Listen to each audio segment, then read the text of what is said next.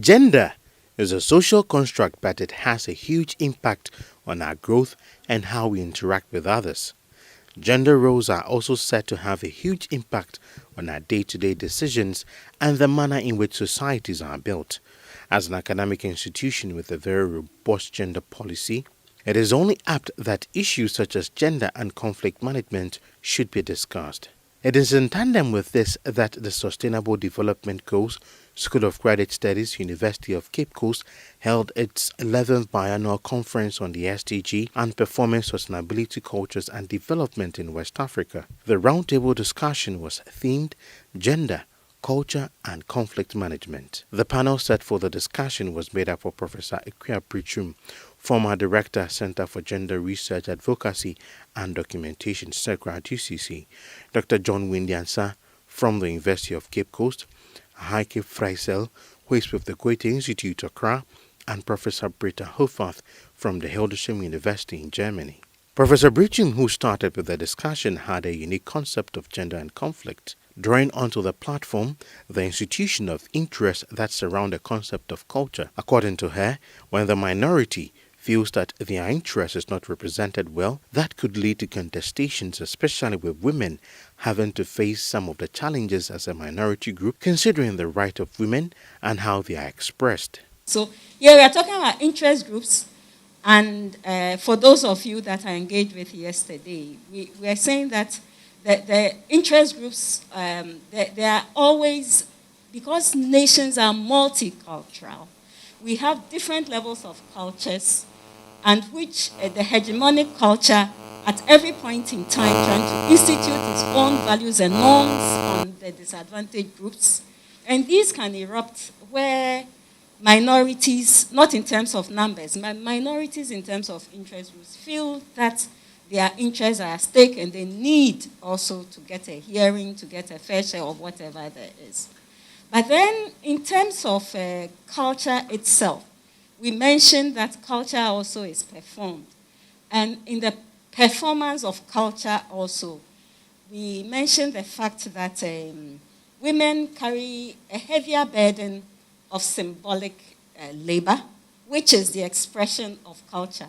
So who is responsible for promoting culture, who is seen as the embodiment of culture and all that. So we see constantly in the performance, and you are right, Amma, that gender is performed, in the performance of femininity as seen as appropriate. We see constantly the tensions between what women's rights are and how they are expressed and how the performance of gender is there. So this whole contestations, and they are manifested at the individual level, what we wear, how we should wear it, where we walk, and all that. And the fact that the sanctioning for not performing your gender for women sometimes falls on how they can express their humanity.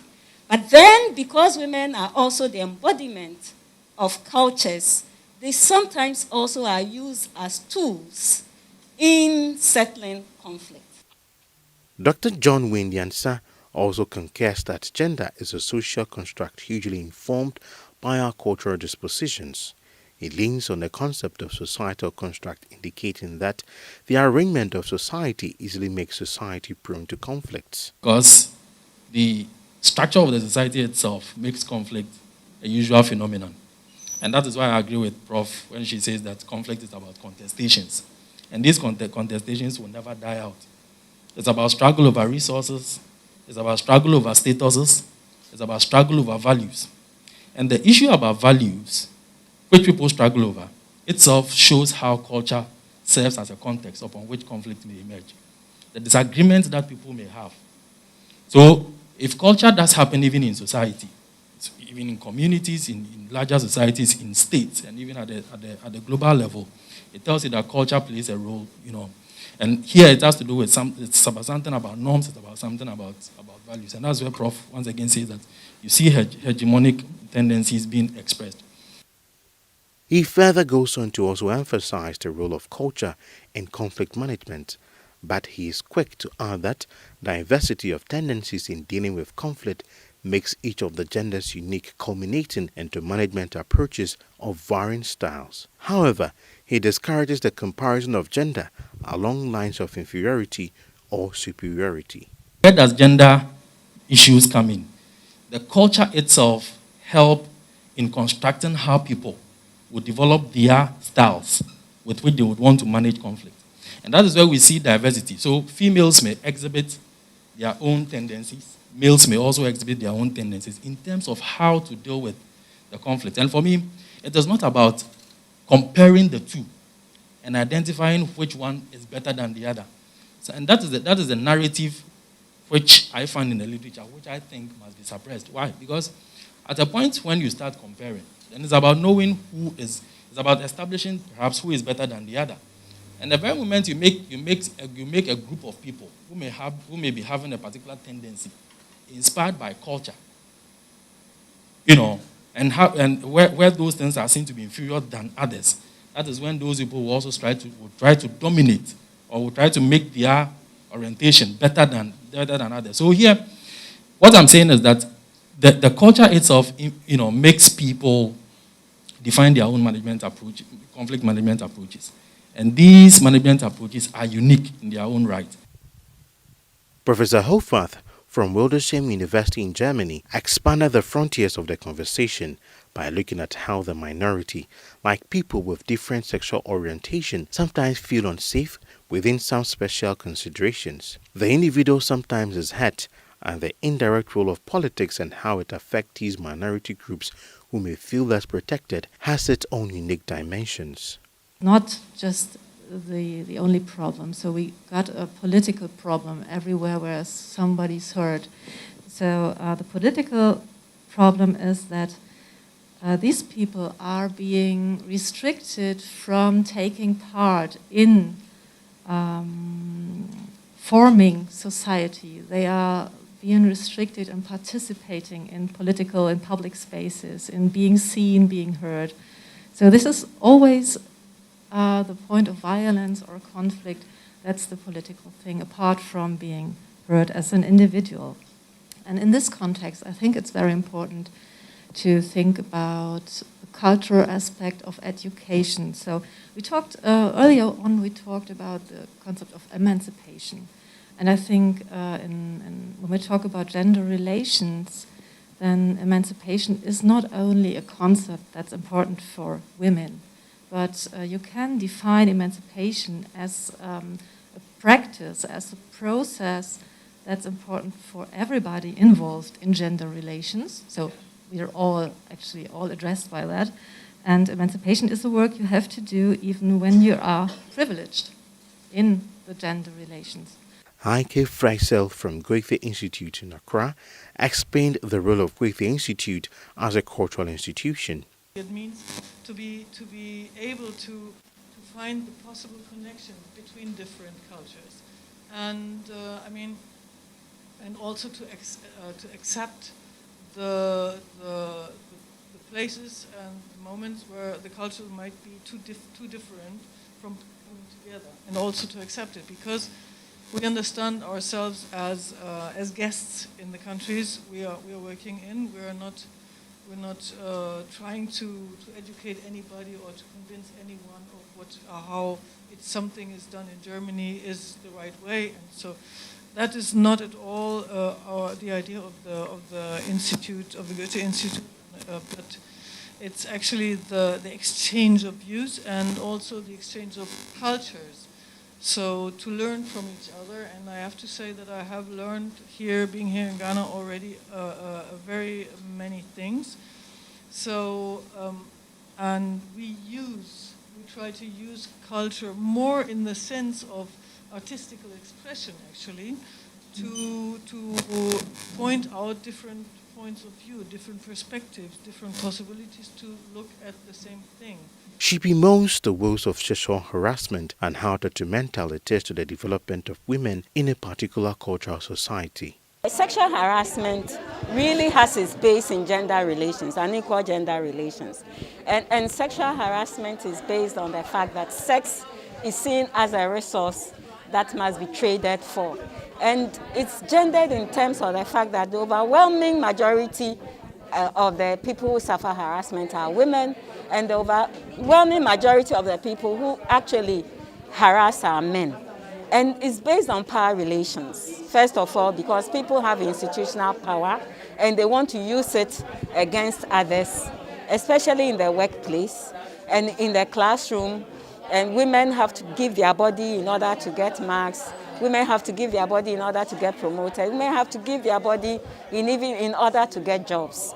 It's also based on a certain conception of masculinity, that if you're a man, you must have a woman by all means, and your ability to get a woman and how many women you are able to woo is a reflection of that masculinity. So that it's very difficult for men also to take a woman's no as no. And they think that if they stop at the first instance, people will laugh at them and think that they are not men enough. But it really is based on gender power relations. It's not subtle. It really is very glaring, and it's done on a glaring basis. On the issue of achievement and internal conflict against a woman, Professor Britchum revealed that sometimes it's a difficulty managing the domestic expectation and the corporate expectation because many a times women are hailed for succeeding domestically to the neglect of their careers. So there's no choice. And women tend to be rewarded when they achieve in the domestic space. I mean, for the University of Cape Coast, it's so glaring that your marital status has to be qualified against your professional achievement, Dr., Mrs., Professor, Mrs., that kind of thing. That shows it, because then that's one level of contestation. So you find young women having to make a choice for a career and a choice for marriage in the first place. So that's a contestation, and that's conflictual. And then when women get into workspaces and even assuming leadership positions, there's a tendency, and our research has shown, because the kind of research I've done with trade unions, and in terms of leadership and its qualities, you find out that the identifiers of a good leader lends itself more to masculine qualities. So then there's this whole conflict between women as to whether they exhibit feminine qualities or they exhibit leadership qualities. So this conflict is there. Who is a good leader and all that. And in fact, some of us, even within the university context, that a professor is male and all that, and sometimes people are just talking and they'll say, "Sir," and they'll go, and it happened just 2 days ago to me. I said, it's okay. But this whole point also, then that you are in a male space, and that space is designed such that it assumes that you have no domestic responsibility. So those who achieve and achieve better, I discovered when I was doing one research, is those who have a wife. And for those women who achieve, it's because they have their mothers and all that. So this is, that's conflict. And then the tendency also that when you are a leader, then at one level, people expect that you exhibit motherly tendencies. So students more or less want to call you mother, mommy, and all that. So this whole tension. And then you struggle to keep your academic credentials, and you're seen as being unfeeling,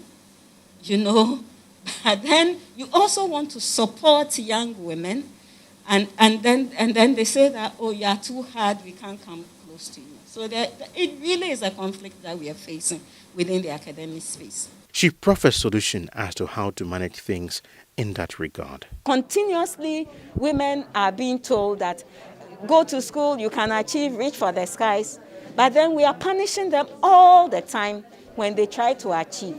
In other places, what the state has done is to put in place measures, make the workplace friendly, so that both women and men can take advantage for childcare, increase parental leave. Both men and women can take leave when they deliver. Because if you make it just maternity leave, then employers are going to punish women, because if you employ her, she's going to ask for maternity leave. But if it's parental leave and you employ young people and they both are going to ask for leave, then you won't say that you employ a woman. From the perspective of Kwethe, Heike Frizzle brings in the role of Kwethe Institute as a cultural institution and how they are handling issues of young people. I think the role that especially young people, and maybe even more vulnerable the females than the males, are taking from the media is something that puts themselves under a lot of pressure, a very big pressure to actually fulfill these expectations that they are being being presented with. I mean, like 24 hours a day. And I think we should, it is very interesting because I'm also working with young people and they are from a different generation. And I think that we have been further in that direction. We have been better already some decades ago when the internet hadn't been there yet. And I think all the possibilities of the internet is nice, but when I hear that young girls want to become influencer or YouTuber, I think this is actually not a profession. They just want to be seen, but not heard, maybe, and. It applies, unfortunately, much more to women than to men. It also applies to young men, that they are under pressure of being beautiful, looking good, and all of that. But I think the pressure on girls are still more. And the way we are trying to counter that situation is actually to, as I already said, to give girls space to express themselves artistically. We had, for example, a workshop on comic strips and drawing comics, and it was a bit hard to find young women to do it. It's been established that indeed sexual harassment, conflict and gender bias are really hampering the progress of the minority who may struggle for recognition. The workshop is set to end on 4th March 2022. For TVUCC, my name is Onesifero Sobobi.